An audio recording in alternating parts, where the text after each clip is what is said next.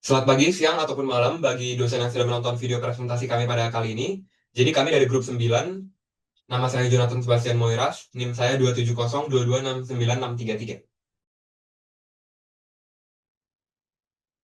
Oke, jadi pada kali ini kelompok kami ingin mempresentasikan tentang Oracle VirtualBox. Nah, sebelum masuk ke intinya, izinkan saya untuk memperkenalkan dulu apa sih itu VirtualBox. Jadi VirtualBox itu merupakan software yang ngebantu kita buat jalanin sistem operasi tambahan di dalam host OS kita atau sistem operasi utama kita. Nah, jadi VirtualBox ini terdiri dari dua kata, yaitu pertama adalah virtual dan yang kedua adalah box. Nah, virtual ini artinya itu berhubungan dengan virtualisasi seperti namanya, di mana OS kita, operating system kita itu bisa berjalan secara virtual. Yaitu artinya apa? Artinya tidak perlu langsung di hardware gitu. Nah, box ini sebenarnya cuma sebuah istilah, di mana istilahnya ada suatu kotak yang di mana ada banyak OS di dalam kotak tersebut gitu. Jadi kita punya banyak komputer lah di dalam kotak.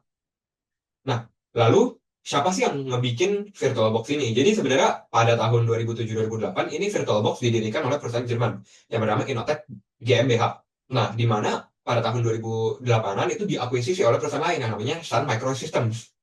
Nah, lalu pada tahun 2010 diakuisisi lagi nih oleh perusahaan lain yang bernama Oracle Corporation. Hingga saat ini yang memegang VirtualBox adalah Oracle Corporation. Makanya kenapa namanya adalah Oracle VirtualBox. Nah, kenapa sih Oracle VirtualBox ini dibuat gitu? Jadi pada zaman dahulu orang itu kan harus punya banyak device fisik nih kalau mau testing OS yang berbeda. Misalkan dia mau pakai Linux atau mau pakai Windows itu perlu memiliki banyak device fisik. Nah, sehingga ada suatu ide nih, yaitu yang bernama VirtualBox. Nah, VirtualBox ini hadir dan bertujuan untuk hemat biaya, di mana kita nggak perlu beli hardware yang banyak itu untuk testing OS, lalu hemat ruangan juga otomatis, lebih aman dan juga lebih fleksibel. Nah, selanjutnya apa arti dan filosofi dari logo? Jadi pertama-tama logonya itu kan berbentuk kotak nih, kotak 3D. Nah, itu artinya apa? Artinya itu adalah sebuah box. Seperti yang saya sudah jelaskan tadi, box itu maksudnya ada beberapa operating system yang berjalan di atas satu box gitu. Nah, lalu selanjutnya biru. Biru itu apa? Biru itu sebenarnya secara psikologis saja warnanya yang berarti profesional dan enterprise. Selanjutnya adalah VirtualBox, di mana VirtualBox itu merupakan tulisan yang ada di sebelah sisi kanan, yang artinya merupakan nama produknya. Dan di sisi kiri, Oracle, yang berarti adalah pemilik dari perusahaan VirtualBox ini, yaitu Oracle Corporation.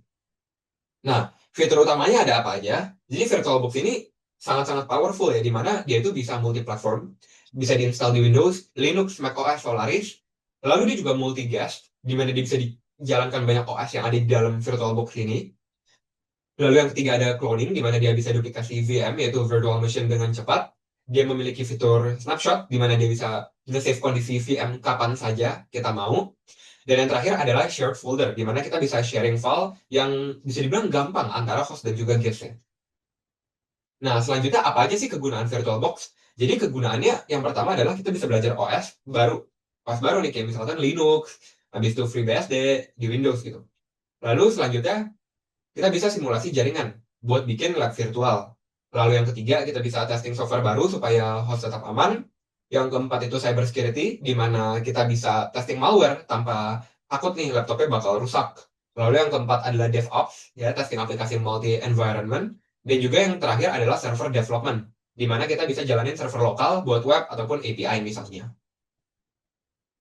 Nah, contoh kasus penggunaannya gimana sih? Kayak misalkan kapan gitu si VirtualBox ini berguna? Jadi misalkan nih, saya sebagai developer, saya ingin pasti ini, apakah aplikasi yang saya buat itu bisa berjalan dengan baik di banyak OS? Karena kan seperti yang kita tahu, aplikasi akan digunakan oleh banyak orang. Dan tidak semua orang menggunakan operating system yang sama. Makanya saya sebagai developer harus mengecek apakah aplikasi saya itu dapat berjalan di berbagai OS. Nah, saya pakai contoh 3 OS yang paling terkenal, seperti Windows, Linux, dan juga Mac OS. Jadi, Windows itu karena sebagian besar user OS itu pakai Windows, Linux itu karena banyak server dan juga cloud yang pakai Linux, dan Mac OS itu buat user Apple atau untuk develop iOS app. Nah, dengan saya menggunakan VirtualBox ini, saya bisa membuat beberapa virtual machine dong. Misalkan, saya pakai contoh, saya bisa jalanin Windows 11, saya bisa jalanin Ubuntu 24.04, saya bisa jalanin virtual machine ketiga yaitu Mac OS Ventura.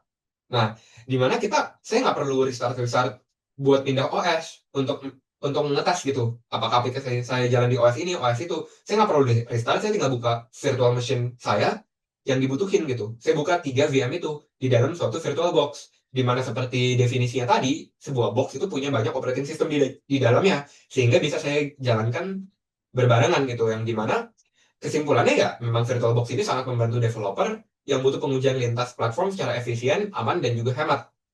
Lalu selain itu, VirtualBox juga fleksibel tanpa harus memiliki banyak hardware atau perangkat fisik.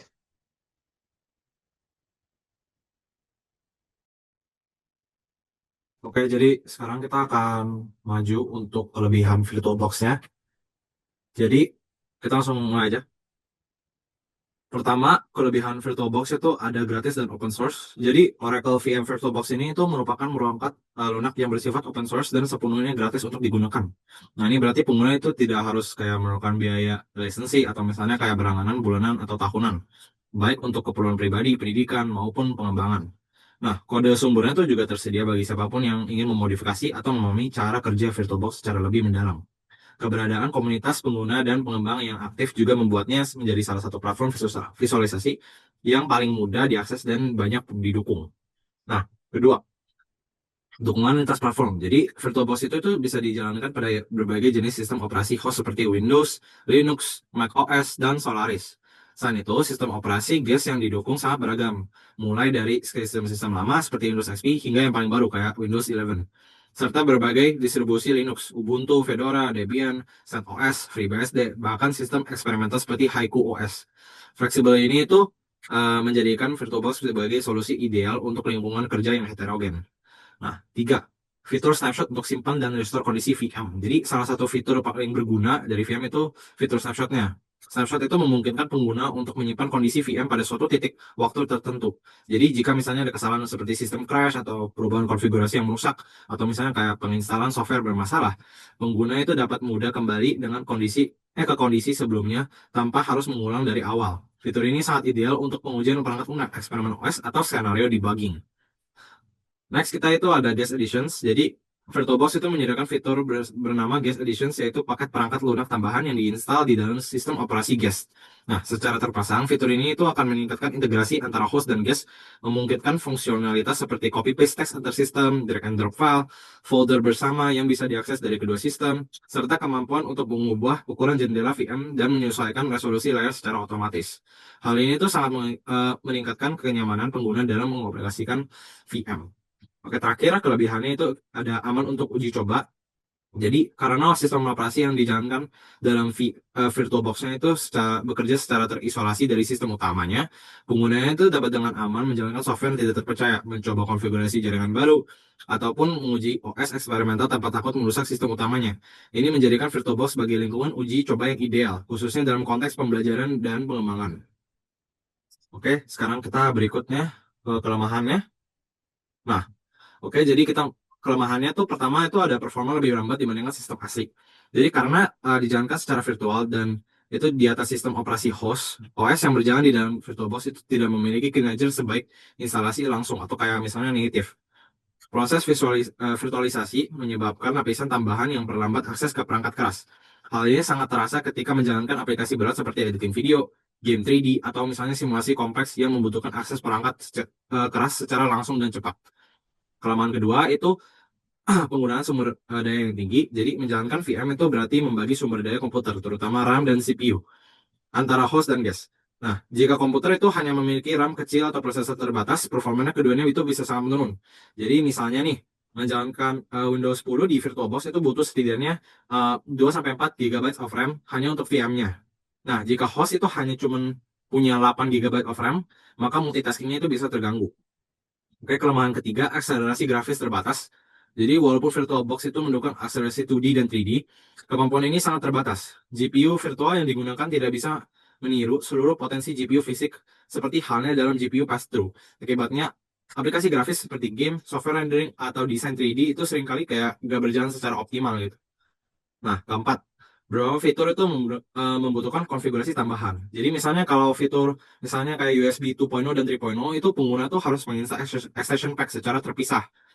Nah, habis itu selain dari itu kayak shared folder atau clipboard sharing itu kayak seringkali juga memerlukan konfigurasi tambahan. Nah, terakhir kelemahannya guest editions tidak selalu berjalan dengan lancar. Jadi guest editions itu Oh, jadi walaupun Guest Edition sangat bermanfaat pada beberapa sistem operasi guys, terutama Linux, instalasinya itu bisa rumit dan hasilnya tidak selalu sukses. Beberapa distro membutuhkan pengaturan kernel tambahan atau instalasi driver secara manual. Kadang, fitur seperti kayak auto resize atau folder bersama tidak langsung berfungsi bahkan setelah instalasi berhasil. Baik, itu saja untuk kelemahannya. Terima kasih sudah mendengarkan dan sekarang kita akan masuk kepada tutorial demonya. Oke, dan selanjutnya saya Alexander Rafael akan melakukan tutorial untuk melakukan instalasi terhadap Windows 10 melalui VirtualBox. Yang pertama kita akan melakukan instalasi terhadap VirtualBox-nya terlebih dahulu. Kita bisa search di Google VirtualBox seperti ini. Dan Oracle VirtualBox kita tinggal klik download. Setelah itu kita pilih untuk yang Windows Host. Setelah itu filenya akan di-download dan sambil menunggu itu kita akan melakukan download kedua, yaitu download terhadap file dari Windows 10-nya sendiri. Kita bisa tulis, kita bisa cari Windows 10 Creation Tool. Dan sesudah itu kita cek yang ada ISO file. Oke, kita bisa lihat di sini kalau misalnya sudah terdownload keduanya, kita tinggal buka ke File Explorer, kita buka ke download. Kita akan melakukan instalasi terhadap VirtualBox-nya. Kita tinggal accept buat permission-nya untuk yang VirtualBox melakukan instalasi.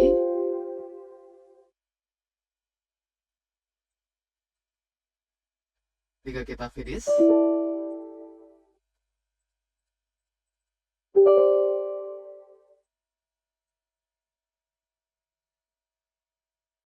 Oke, dan ternyata singkat cerita, si Oracle VirtualBox-nya ini sudah berhasil dilakukan instalasi. Kita tinggal klik finish. Dan juga setelah itu kita bisa membuka dari Oracle si VirtualBox-nya. Tetapi sebelum kita melakukan ending terhadap virtual machine-nya baru, kita tentunya harus melakukan instalasi terhadap Media Creation Tools yang udah kita download tadi untuk Windows 10-nya. Nah, kita di sini ada beberapa loading yang harus kita skip dulu. Dan setelah loadingnya selesai, kita tinggal melakukan accept terhadap terms and condition yang ada. Dan ternyata di sini ada loading lagi, jadi kita mungkin skip lagi. Oke, dan setelah loadingnya selesai, di sini ada pilihan upgrade this PC now dan juga create installation media. Karena kita akan menggunakan Windows 10 ini untuk virtual machine atau menggunakan VirtualBox tadi, maka kita akan meng-create installation media dengan tujuan untuk mendapatkan ISO filenya. Nah, di sini kita biarkan aja seperti ini, atau mungkin kita bisa juga uncentang ininya biar nanti pada saat instalasi Windows-nya di VirtualBox bisa melakukan customisasi yang lebih fleksibel. Nah, lalu di sini ada dua pilihan, kita pilih yang ISO file. Lalu kita pilih di sini. Oke, dan selanjutnya ternyata kita sudah menyelesaikan untuk installation dari ISO file Windows 11 ini ya, waktunya cukup lama ya sampai berganti hari. Jadinya kita tinggal klik finish saja. Atau kita bisa lihat juga path-nya. Nah, di sini ini path-nya, kita klik finish saja. Terus habis itu sambil kita menunggu setup is cleaning up-nya, kita akan masuk ke dalam Verulam Blue-nya. Maaf, maksudnya ke dalam VirtualBox-nya. Terus kita tinggal new, kita namakan di sini sesuai dengan namanya yang akan kita running yaitu Windows 10.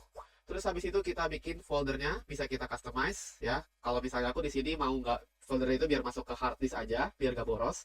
Aku akan customize dia ke sini. Oke, kita select foldernya. ISO image-nya kita install, kita upload yang tadi ya, yang tadi udah kita download dari Microsoft,